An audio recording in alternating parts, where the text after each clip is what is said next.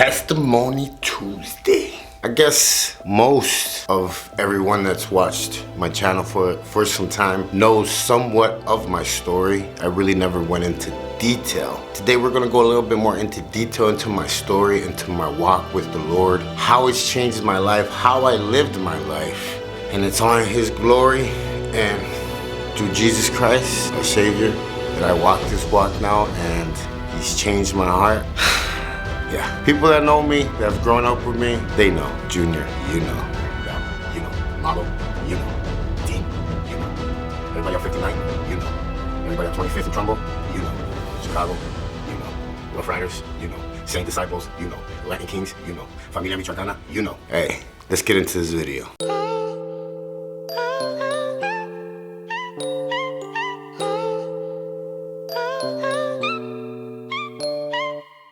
Cartel got me working for the big faces. Federale got my car full of brick cases. Hit the pen with a grin, there ain't no faking. I was picked to my back for my shoelaces. Got out, should've seen the look on they faces. All jealous cause your boy stacking hella paper. Set up by the crew, they done put a banger in the trunk of my car and left me to hang there. No thing, then attorney went and beat the case. Got a job digging holes for minimum wage. Had a dream that Kato said he proud of me. Stay here, don't leave, keep doing your thing. Quit the drugs, but you know I went back to selling, 6-time failing. I went back to prison, got my head right, got my bread right. Push these weights like a kilo in a tailpipe. Trying to do right, I got a mission. Trying to give back to my boys in the prison. The old me's gone, I ain't never.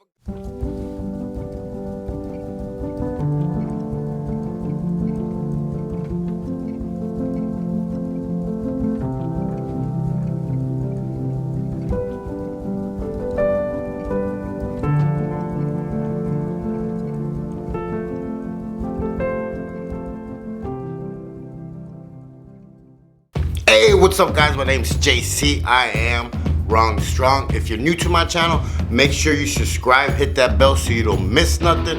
If you're part of my team, mi familia, mi raza, you already know what time it is. Súbanse a la suburban, because we're about to take a ride. What's up guys? Welcome to Testimony Tuesday.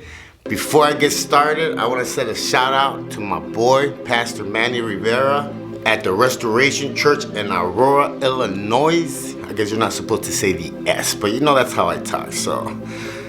Yeah, that's my dog right there, and that's a testimony on itself, because I did a video about, gangs in Aurora and how bad it really is out there, because a lot of people don't talk about the gang problem that we have in the suburbs in Chicago, and some of the suburbs around Chicago are just as bad Chicago, if not worse.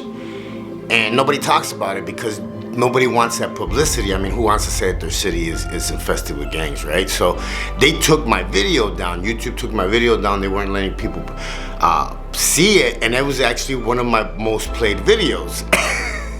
Go figure, right? I talked about the war with the Kings and the Deuces, and then how the Maniacs moved in, and it just created this big thing, because when I lived in Bolingbrook, I used to go to Aurora a lot to go gangbang, and Aurora has its spots, man, but it also has a lot of good people, man, like this pastor, Manny Rivera. Go check out his church, Restoration Church in Aurora. Go check out Walk the Walk, man. Learn from somebody that's living the life. Without no further ado, Testimony Tuesday. Yeah, I don't know if you guys used to watch the Muppets when you guys were little. I know I'm kind of old, but I always identified with that red puppet that used to play the drums. I forgot what they called them. I don't know if it was Monster or Animal, but I always identified with that guy, because that's how I always felt inside, like I was going crazy. Alright guys, so I was born in 1977 in Chicago. Both of my parents are from Moroleón, Guanajuato. It's a well-built city that's very advanced for how small it was back in the day when I used to be there, because they specialize in making clothes. So there's a lot of rich people and there's a lot of poor people in that area, and it's only 30 minutes away from Michoacan. So there's always been somewhat of criminals there. I guess organized crime, you could say. There's always been a presence. My parents got married at 14 and ended up moving to Chicago, and they had me and two of my sisters. I actually have two twin brothers that passed away after they were born. My dad became an alcoholic and a drug addict at a very young age. I don't know what he went through as a child and everything, but it led to being with a lot of women. He ended up abandoning my mom in California in a hotel with me and my sisters in a car. My mom didn't know what to do. She was, didn't speak English. She wasn't from here. Mexican, how can I say it, man, without sounding too bad? Machismo. Sometimes, back in those days, the women would just stay home, so they didn't know how to go get a job. So they didn't have no skills, no nothing. So when the husbands would break up with these women and they had kids, they would be placed in a bad spot. So my mom ended up moving in with her brother. He's the person that ended up molesting me and my sisters for a couple of years, from 4 to 9, pretty much. And it was a little bit more than just molestation. It was torture. Certain things that we couldn't eat, certain times or cartoons we couldn't watch. A lot of control. And when we were disobedient, there was tortures. There was cold ice baths, submersions, like being drowned. A dark closet where he would lock us in for sometimes hours. And I mean, let's be real. It did a number on me. My sisters. I'm not gonna talk about my sisters. My sisters are good. I'm sharing my story, and that's it. So it put a huge chip on my shoulder. By the time I was 9, I was already running around with gang members in Mexico, and that's actually where I learned to street fight a lot. It's just over there. Back in those days, there was guns, yes, but a lot of people would just meet up to just fight, with fists. And I got into that at a very young age, brawling, and I thought I was like this grown man at 9, 10, because I think my mom had a feeling of what happened to me, and she felt like guilty, so she would always pretty much just let me do whatever I wanted. Like I was drinking at a very young age. I was going to nightclubs at a very young age. And my mom would tell me, you're the man of the house, so whatever you want to eat, tell me what you want to eat. And it, I don't know, it created something in my head, I guess, with time. But it also, when we moved to Mexico, I was like the big kid. I think they put me in 2nd grade, and I should have been like somewhere way up the ladder. But I was, I didn't learn in school because of my dyslexia and all the stuff that I had already going on, and then add on everything, the tortures and all that. So yeah, I was kind of messed up. So I think that's the biggest part where I started to think that I was like dumb and I was slow, that I couldn't be taught because I got placed in those classes, and that's how I got treated, and I was the big kid that was not smart.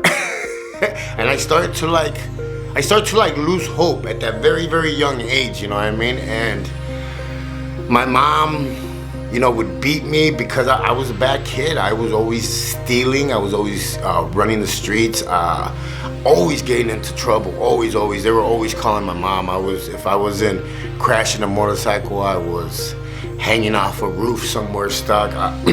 I was, like I said, he did a number on me, and I was already pretty lost at a very, very, very young age. I mean, what 9-year-old, walks around with a gun or saves up to buy a gun to, if anybody messes with them? It's sad, but it's the truth, and that's why I have to share my story 100% into it, because I know there's a lot of people just like me. I know it. Chicago's a tough city for a kid. It is a tough city for a kid, and you have kids that were like me at a very young age that already have the taste for blood and want to get even with people, and yeah, it's a disaster. It's waiting to happen.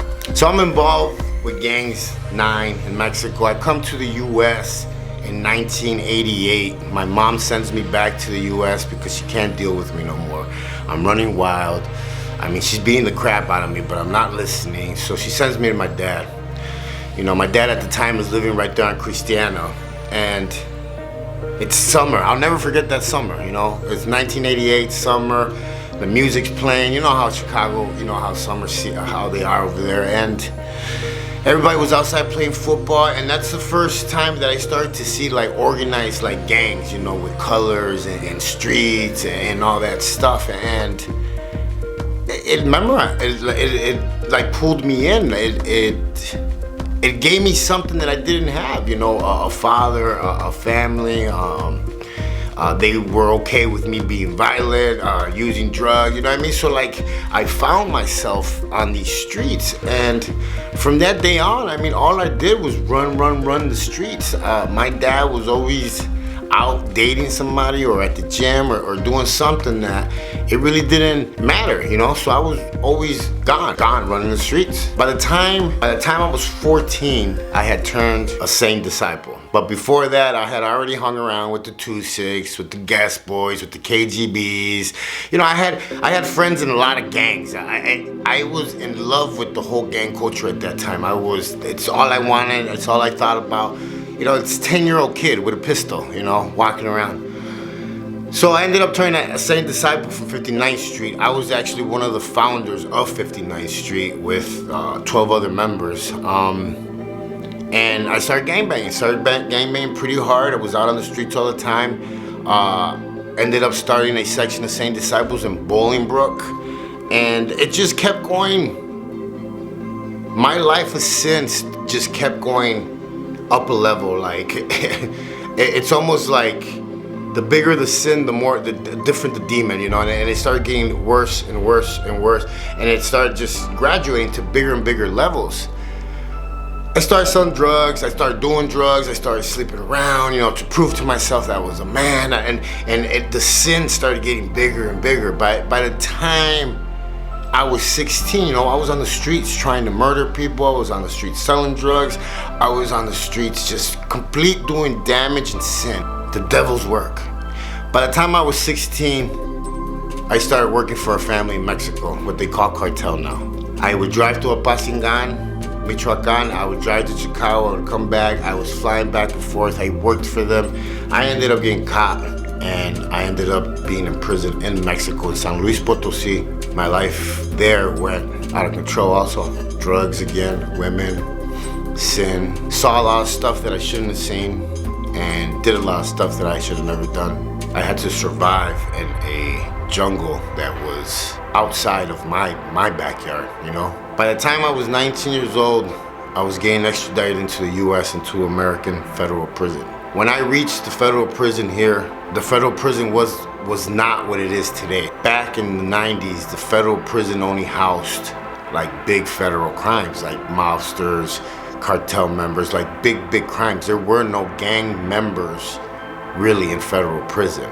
There was none of those gangs, gun, whatever charges the federal prisons right now are jam-packed with a lot of gang members because they're giving them a lot of years for guns, drugs, fake drugs, I mean, you name it. So state's full, now they're filling up the feds, okay? This is why it's so important for you to listen to this message and hear that if you stay on that same path, it only leads to the same thing, death, and jail. I say death twice because one is for your soul and one is for your body, your physical body. So here I am, the youngest guy in federal prison. Guess what?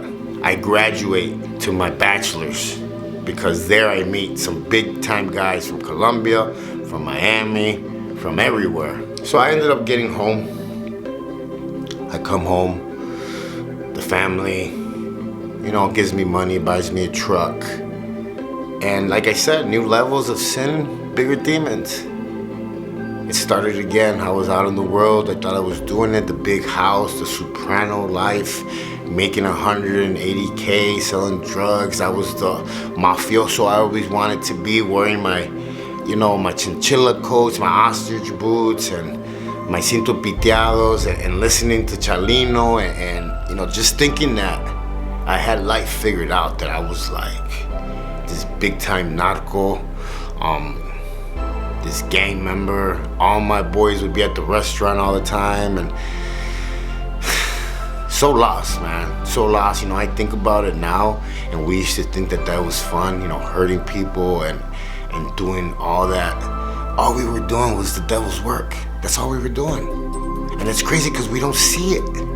It became so bad for me, people trying to kill me, because having to turn a Latin king because the SDs wanted to kill me, because I never wanted to give them any kind of work, because I knew they were gonna rob me. I knew it. Deep down inside, I knew it. So then now they want to kill me. I turn a king. Kings don't like me. The only one that liked me was Cato. That was my dog. But then it all starts again. The murders, the drugs, the women. I was sleeping from hotel to hotel. I left my wife. And it started getting out of control again.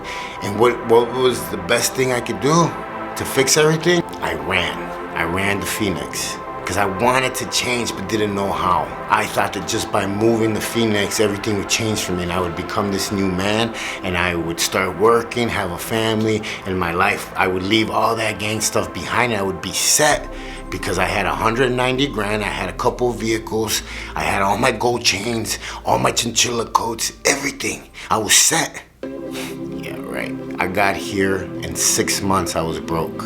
When I got here, I could not fill the void of sin with massage parlors, strippers, drugs, crack, alcohol, you name it. It was crazy. 6 months, completely broke. Then I had to get a job. Ooh, that was an awakening. If you guys ever come to Arizona, try to work 10 hours digging a ditch with a shovel at 130 degrees. Yeah, mis respetos para esos muchachos. Hey, man, they could work, and man, do they work. I cried for a year until I went to school and I just said, you know what? I can't do this, man. I'm gonna get certified.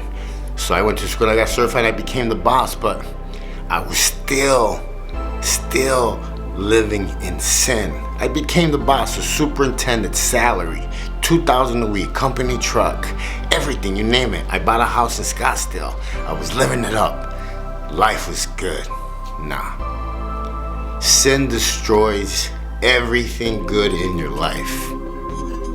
Everything went down the drain. I ended up getting DUIs. I lost my job. Everything happened, one thing after another. Becoming part of a motorcycle organization, and it started again. It doesn't matter if you move to China, if you move to England, if you move anywhere in the world. If you're looking for sin, if you're looking for bad stuff, it's gonna happen. You're gonna find it.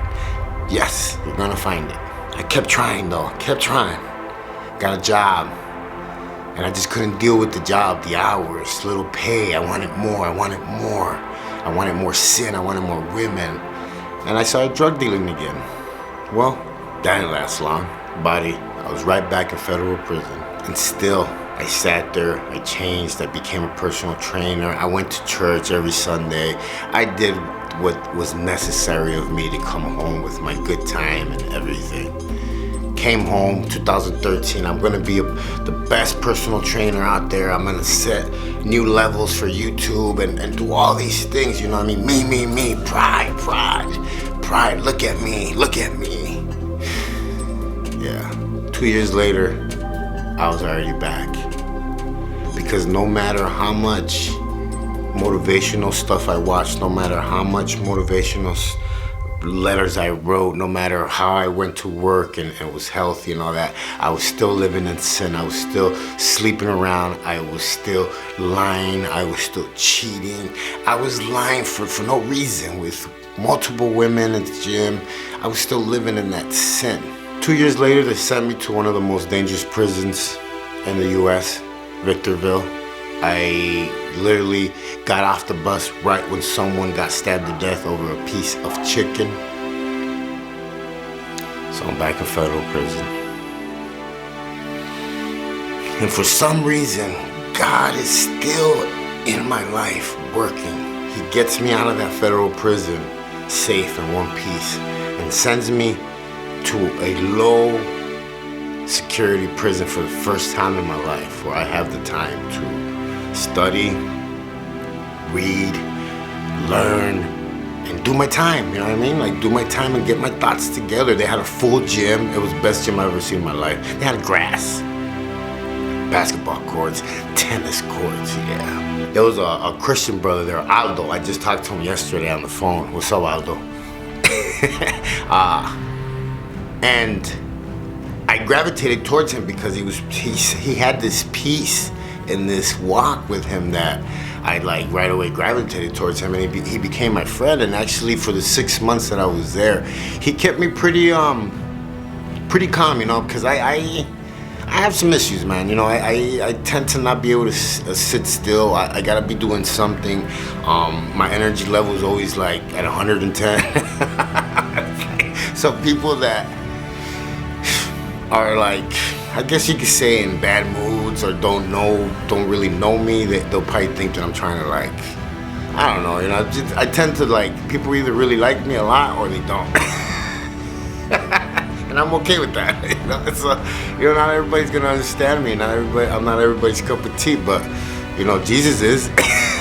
So yeah, that was my dog, man. And you know, I ended up coming home, you know, 6 months later, and I wanted to do what was right. You know, I wanted to live right this time. I wanted to learn. So you know, I started reading about PTSD. I started looking into stuff, and I started trying to do what everybody else does, you know, hire a motivational speaker, go to the doctor for counseling, and I was trying to do all these things because, remember, I've been going to counseling since I've been 9 years old, pretty much. I've been going to see a psychiatrist, counselor. I've been doing all that stuff, you know, and my life didn't change until Jesus came into it. And he fixed me from the inside out. And when people ask me, you know, how do I know that this is real, or like if I'm just kind of like, because some people don't want to believe. They almost think like you're pep talking yourself, so you're believing yourself. And I'm like, nah, like I don't need no more proof but my heart. I used to watch porn on regular basis. I used to swear on regular 3-second basis. I used to cheat on regular basis. I used to lust on regular basis. I used to do a lot of like sinful stuff that I didn't even know was sin on regular basis that I don't do now. I'm not saying that I never do, because I would be lying, but I catch myself when I'm doing it and I fix it, I correct it. It's not like before where I would indulge in it and actually go look for it and find it.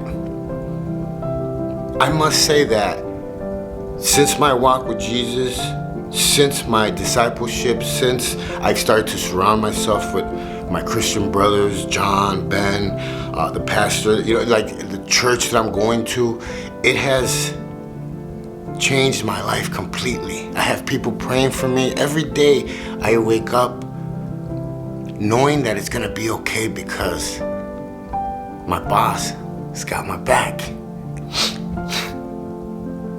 And like, you know, I cry every day because I know that I'm blessed and that it's like all in his glory. You know, I